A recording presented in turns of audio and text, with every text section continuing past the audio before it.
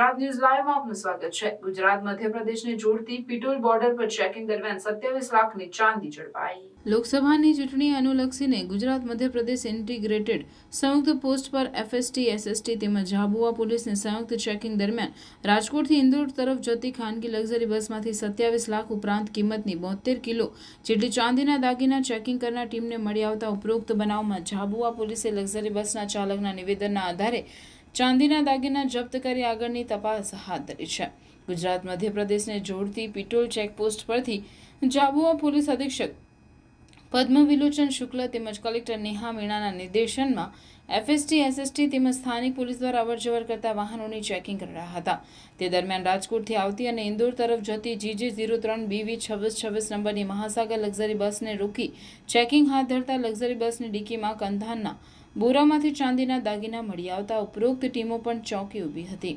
ત્યારબાદ સંબંધિત વિભાગના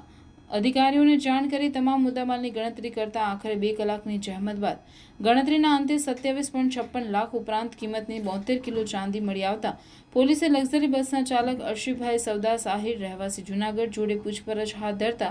ચાલકે જણાવ્યું હતું કે આ ચાંદીના દાગીના રાજકોટથી કોઈ વેપારીએ ઇન્દોરના કોઈ વેપારી માટે મોકલ્યા હતા, જે અંગે જણાવતા પોલીસે ઉપરોક્ત મુદ્દામાલ જપ્ત કરી આગળની વધુ તપાસ હાથ ધરી છે।